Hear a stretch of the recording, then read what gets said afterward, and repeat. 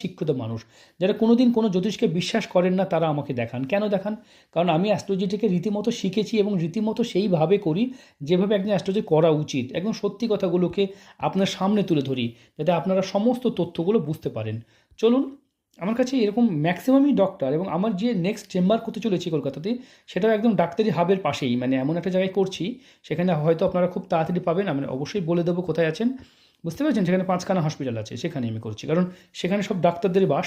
কারণ সত্যি কথা বলতে গেলে বিজ্ঞানভিত্তিক কথা বলি, একদম মানুষের যুক্তি নিয়ে কথা বলি, তাহলে মানুষরা কিন্তু মেনে নেয়। অ্যাস্ট্রোলজি যে রং ওয়ে সেটা নয়, আমিও নিজে পড়াশোনা করেছি।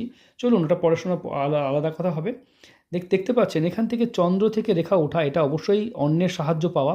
তবে চন্দ্র সেপারেট হয়ে গেছে, এটা অবশ্যই একটা আত্মকেন্দ্রিক যোগ বলা হয়, বা একটা প্রবাসী যোগ, বাড়ি থেকে দূরে থাকা যোগ। আর সবসময় হেল্পিং হ্যান্ড, সবাইকে সাহায্য, দুহাত বাড়িয়ে সবাইকে সাহায্য করার যে মানুষ